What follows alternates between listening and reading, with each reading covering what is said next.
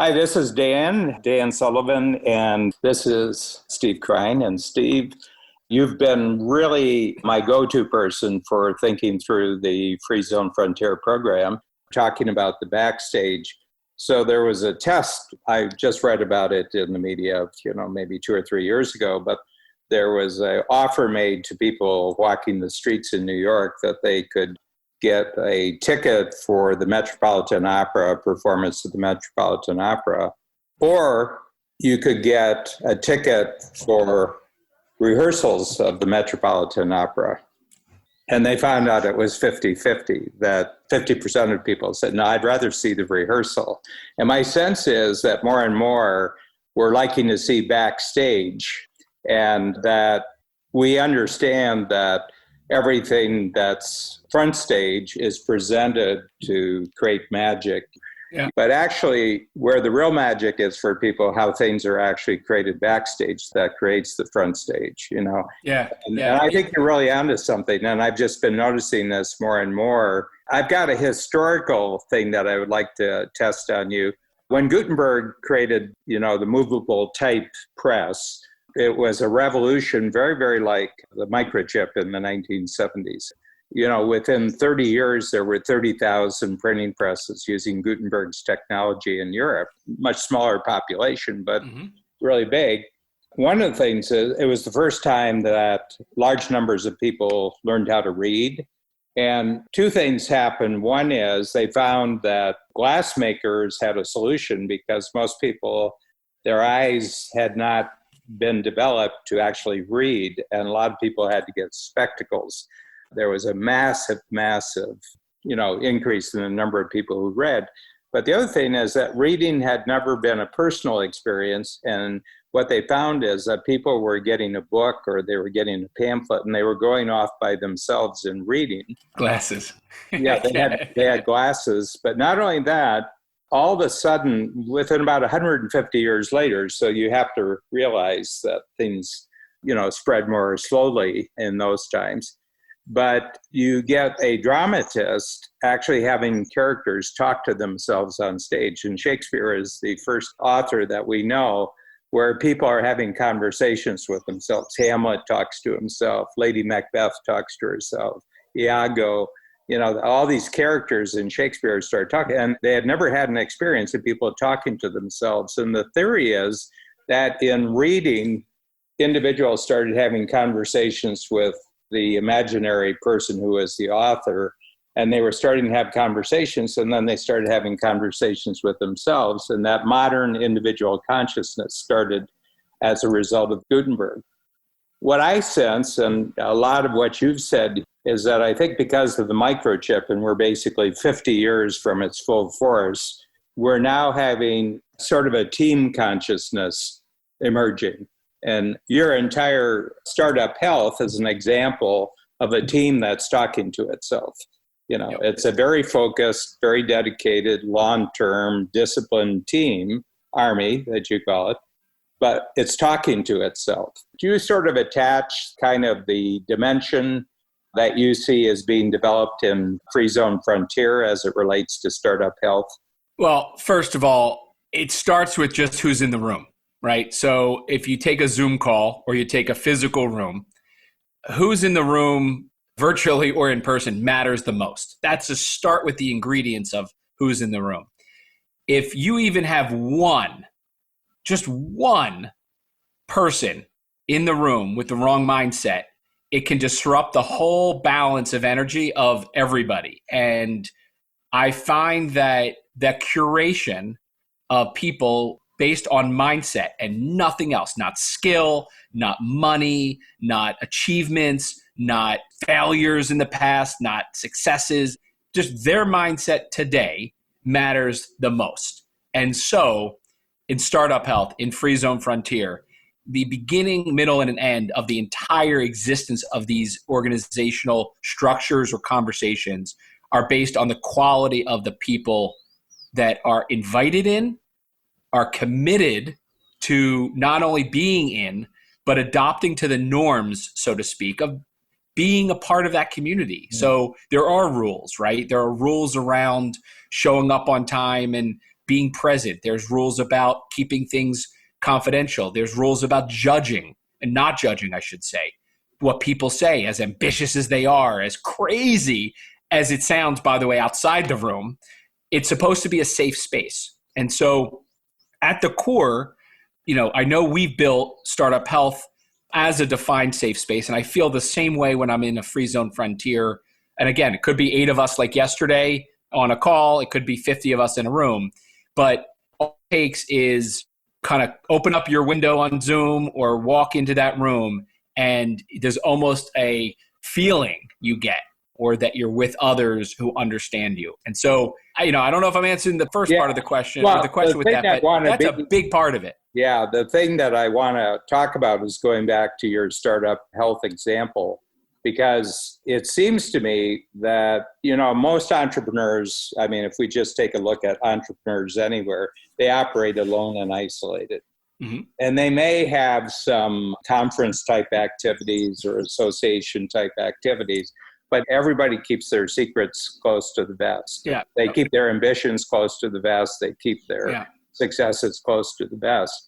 And what I was so struck by, that the great advantage if I'm an entrepreneurial company in Startup Health is I'm getting bypasses and shortcuts from literally dozens of different directions that I wasn't even looking for. I wasn't even looking for them. Oh, yeah. But people are just sharing their experiences. They're just sharing what's working. And it seems to me more and more that that's what I see happening in Free Zone Frontier is you walk into the room, and it's kind of like going on the internet. I'm a big internet junkie and always have since it became available. I found this, I found this, I found this. And people said, well, there's programs that you can put on that they'll go looking for what you're looking for and they'll find it for you. I said, no, you don't understand. When I go on the internet, I'm looking for things I didn't know I was looking for.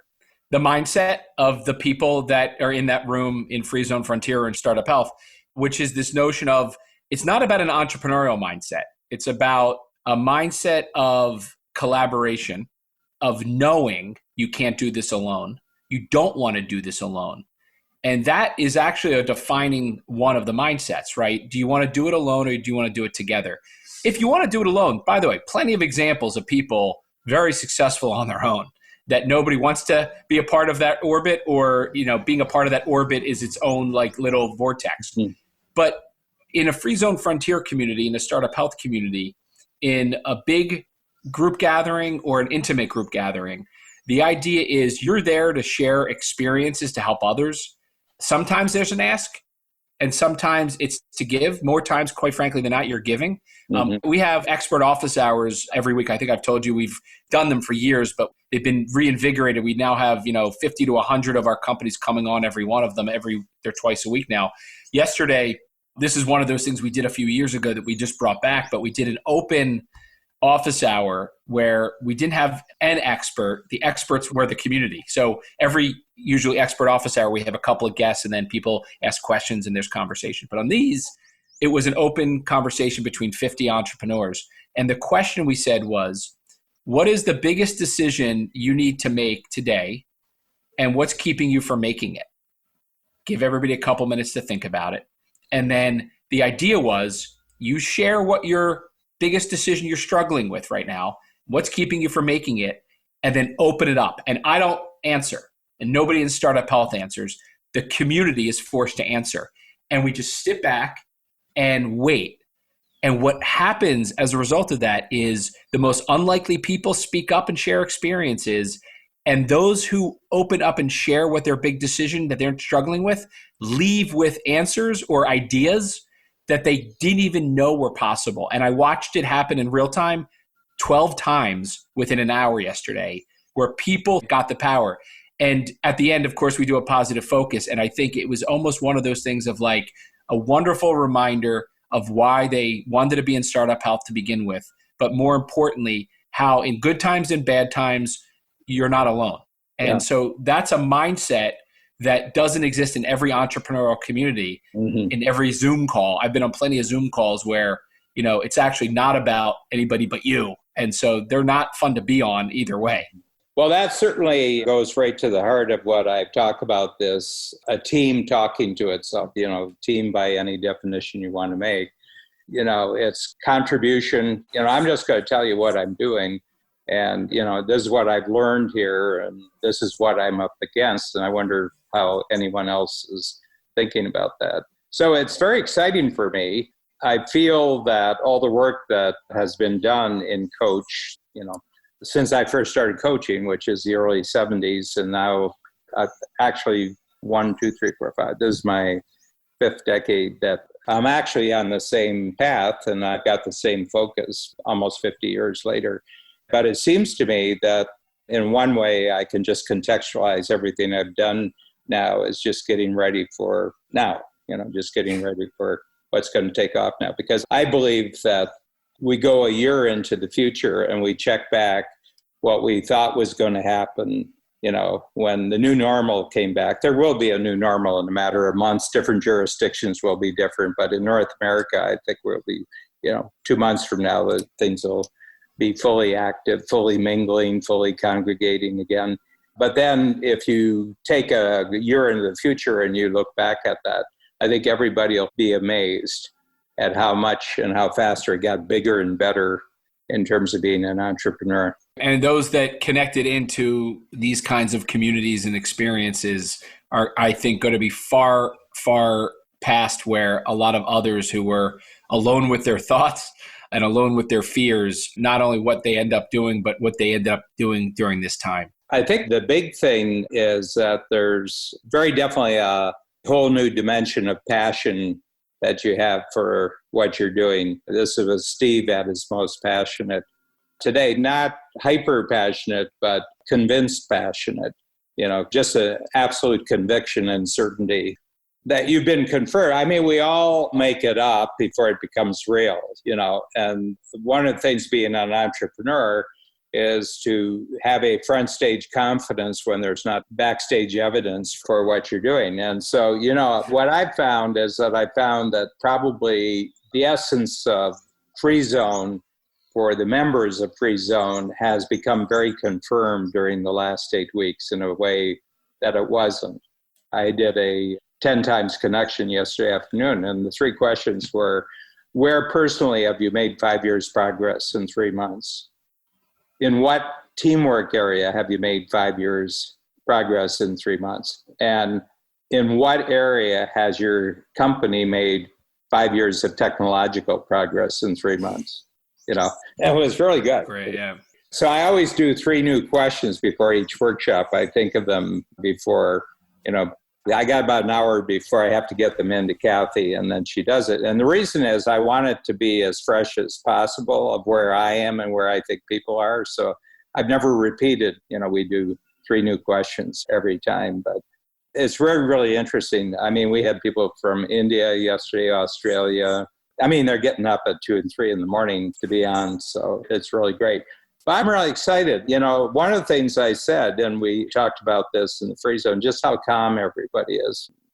Part of it is a competitive calmness that in a certain sense, you're kind of enjoying the people who aren't calm. The world that I live in, I know we both live in this world where entrepreneurs are everywhere. I think you're probably more surrounded by only those with a certain mindset. I'm in YPO and I get to experience entrepreneurs not in startup health and not in strategic coach, which are often night and day. And when you see people disconnected from community of confident, ambitious, calm entrepreneurs, you can kind of see that, I hate to say going off the rails, but some of them sound like, and these are really like smart, accomplished people that usually have it all together. And you just see them going off the rails. They have their act together, but they're isolated. Yeah. You see the cracks, though. You can see how they're not going to be okay necessarily on the other side of this, and not because of external things, but because of internal things. Yeah. So I really appreciate thinking about how useful it's been to talk to you. I think we've spoken almost every week in one way, shape, or form, either on our podcast or on our Free Zone connection calls or even in the workshop. So I feel like the connection to you, the connection to our community, and the connection to my community has created a foundation of happiness and joy and positivity and productivity that I think is actually going to be and is more healthy even than what it was 8 weeks ago in terms of just my 24-hour rhythm, my weekly rhythm, our weekly rhythm as an organization. So I'm very grateful for, 20 plus years of friendship and partnership and guidance and coaching from you, Dan. This is definitely enabled by the underpinning of all the things that helped me and help us think through our thinking about what we're doing to really make an impact on the world. So thank you. Yeah. Well, there's resonant universes, what I'm noticing. What I'm really zeroing in on for all the free zoners, I said, stop thinking locally, stop thinking regionally, think national or think global. I said, first of all, it's going to be virtually free to do this. Zoom, for all practical purposes, is free. Even if you're maxing out its capabilities, it's free, And the demand that you travel has decreased by 90%. Everybody now understands why you don't want to get on a plane and go somewhere, And I think that's the biggest thing. We talk about our own consciousness, but it's the consciousness of the world that we're now dealing in right now. So I told Peter Diamandis, I've never been a believer in globalism. I feel the whole notion of globalism, that there's going to be world government and everything else. I said it's just another story that people who would like to control other people would like to tell you that you believe. And I said, I think technology will increasingly go maximum global. It's maximum technology. I think everything else is going to go local. I think people are going to stay closer to home. I think that they're going to focus on their own communities. I think their communities are going to get more interesting now. Yeah. They're going to find joy in local. Yeah. It's funny, Babs and I drive about 3 hours to get to our cottage, and it's not major highways for about half the trip. You're going through little towns. Some of them are just four-corner towns, but some of them, you could tell maybe 100 years ago. And I said, I bet every one of these towns was a lot more interesting 100 years ago than it is today. Yep. And my feeling is that local is going to get interesting again. Thank you, Dan. Take care. Bye. Bye-bye.